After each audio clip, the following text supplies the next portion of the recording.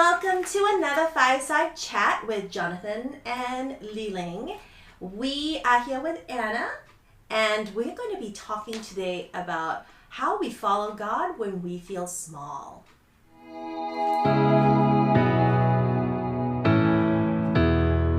Right. I mean, this week we've started the life of David, which is when it's one of the most significant lives in the whole of Scripture, because there is more written about David than most other people.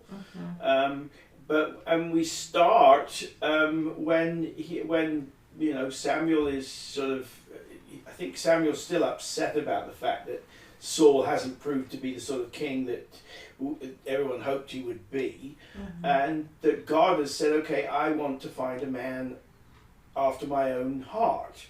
And I think for us, it's a matter of asking, okay, what does a man or a woman after God's own heart look like?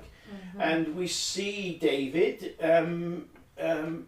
feeling, it seems that he would feel very insignificant, because when Samuel goes to Jesse's house, brings all the other sons in, and God hasn't chosen any of them.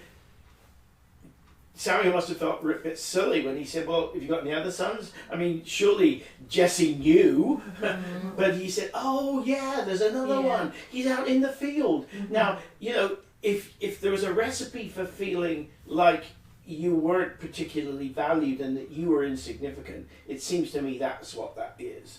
And I think that very often many of us feel like that in certain circumstances. And so the first aspects of being a man or woman after God's own heart, I think we see in the way David behaves as he comes in and gets told he's going to be king, and then just goes back to be a shepherd and waits, and then he gets called into the court as a musician, really, and then and of course he goes to the time when Goliath is yelling at the people, and he kills Goliath, but he kills Goliath because he's insulting God.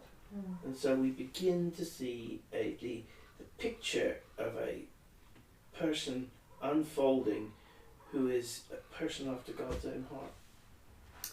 What kind of situations has God put you in that has made you feel insignificant or small?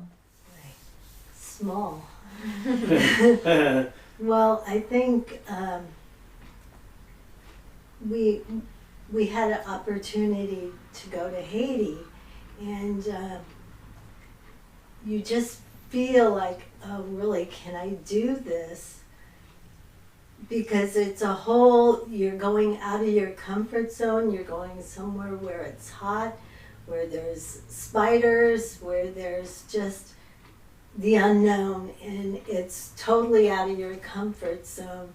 So when we went, it was amazing how God just stepped up when you're doing His work. He's just there with you. And I remember the first time we went out to show the Jesus film, and we were praying, and there was this light, the light from the sky, because it was evening. It was getting ready to be, the sun was going down so we could show the film. And you just felt this warmth. He was there with you, and you feel small, but with Him there, you've just felt so much better. And so that's a time where I didn't feel adequate, but when you're doing His work, He's always there. He doesn't want you to fail. He wants you to succeed. If He puts it in your heart to do something, you'll accomplish it, not because of you, but because of Him. After I made the decision to not continue with Trekkaroo and being the primary thing that I do, that season was so wrought with sort of dealing with my failure, right, from the world's point of view, that it's been really hard to think about, well, how is God going to use me next, right? And when I took on this position here at New Life, I felt insecure because I don't have a seminary background and I'm supposed to be writing all these studies, and relationally I wasn't super plugged into this church, so it's not like I could lean on that. But I did feel like it was the right thing to do. But I think what has been amazing to me is how God, I think, used my experience having dealt with a failing situation and seeing Him be faithful to us in the midst of that, to prepare me to walk into a situation where this church has gone through a pandemic and a lot of division. And from all the signs on the outside, it felt like, oh gosh, this is failure again. But because I had just walked through that with God, it didn't feel so intimidating. I don't know how else to describe it. Yeah.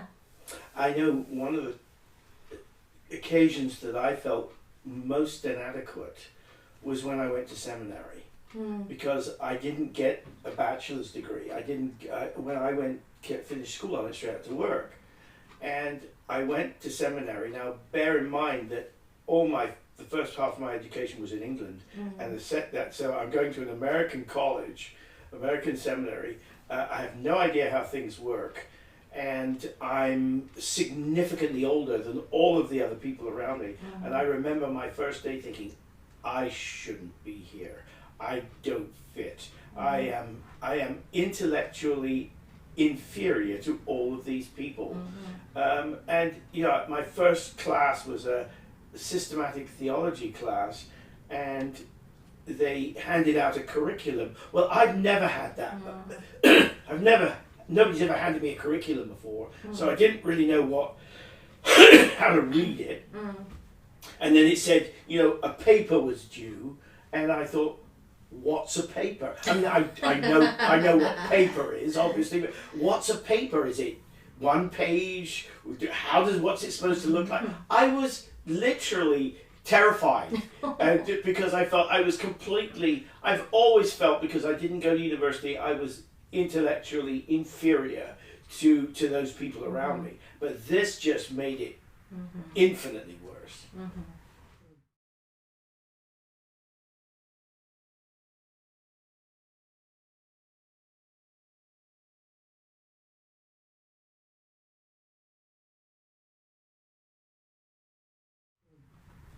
What happened for you guys, like, as you stepped into a situation when you couldn't lean on your own strength? Honestly, I think in some ways it was helpful, because I was so ignorant.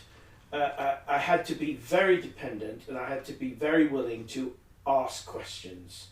And going to Haiti, they said we had to be involved in a ministry here before we could go to prepare us. So I went into city team not knowing anything about it, feeling like, what am I going to do here?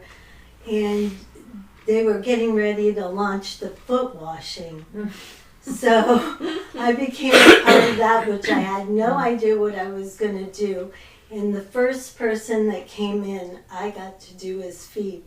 And it's the worst pair of feet I have ever done. And it was really very challenging. But once again, God took over. And He helped me to get through it. And it just started 20 years later. I was still washing feet, and it was a great experience. Oh, it just becomes a great experience, because when you are washing someone's feet, there you just are able to close out everything around you. There's a lot of other things going on, but it's just you and the person, and God's there with you, and you just get to know them, and you get to pray with them, and it's just a great experience. If you ever have a chance to wash someone's feet, I highly recommend.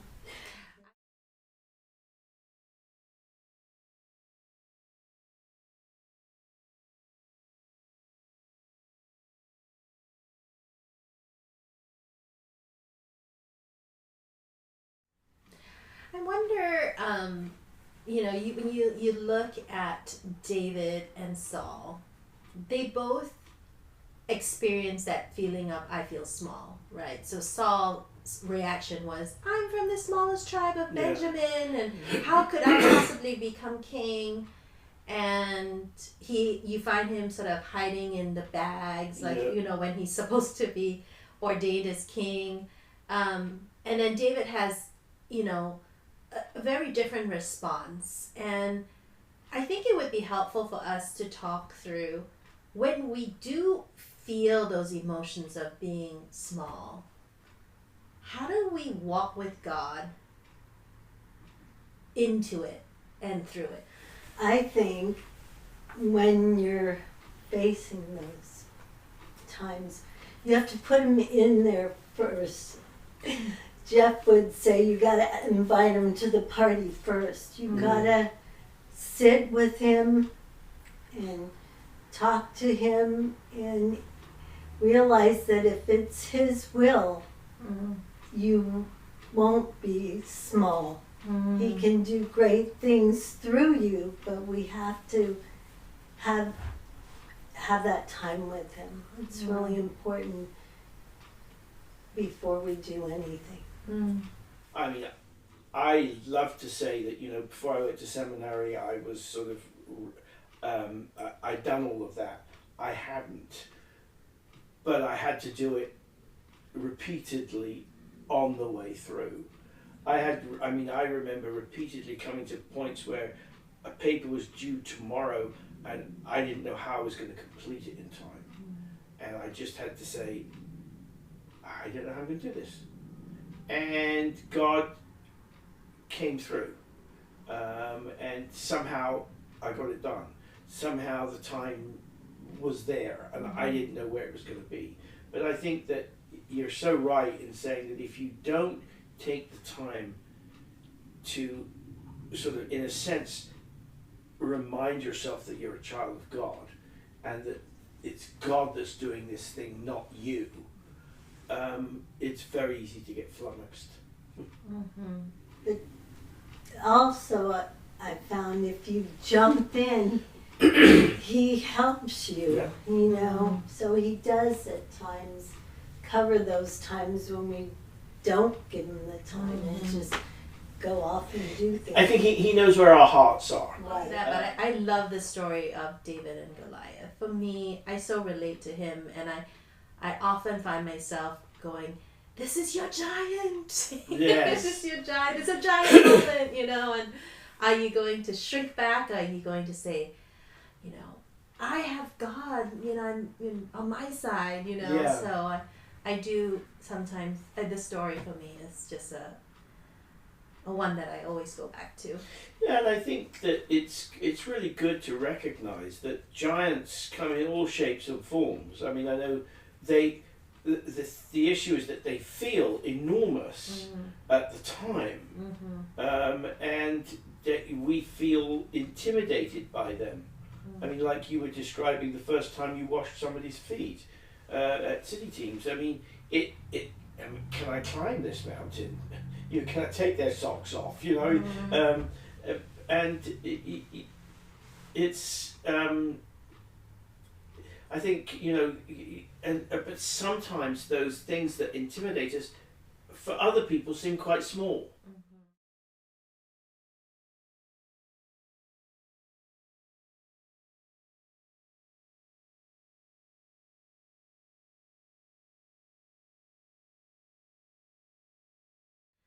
what has God allowed you to experience that you wouldn't have been able to experience if you shrunk back? Well, that takes me back to Haiti, because we went for I got to go for 15 years, and it was just... 15 years? Yeah, Wow. we would go back and do vacation Bible school. I did cooking, and for me to cook for the team of 15 was pretty amazing, because I'm not that great of a cook. But, yeah, and just being out with the Haitians and developing relationships. So it was just an amazing time and opportunity, and it helped me to grow so much. But every year we go, you're so dependent on God. You put him first, and he's always there, you know. I think seminary was definitely an experience of that for me. I look back on my time at seminary and I really enjoyed it.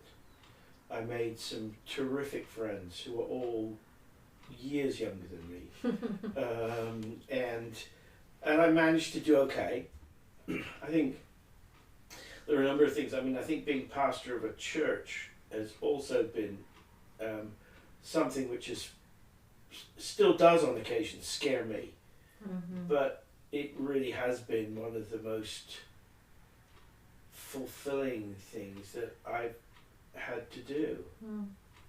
You know, prior to saying yes to this position here at New Life, for months and months, I was journaling to God. I said, oh, I'm gonna cry. I want nothing more than to be fruitful in my life. And it's everything I've done doesn't feel fruitful. And I think this is the first time in a long time that I feel like my life is fruitful. So that's one gift he's given me. Would you say that's because you're in the center of his will right now? I think so. I mean, it's the most illogical it's the most illogical path. And I would never have said when I was a young person, I like teaching. Like that was never even on my radar, you know.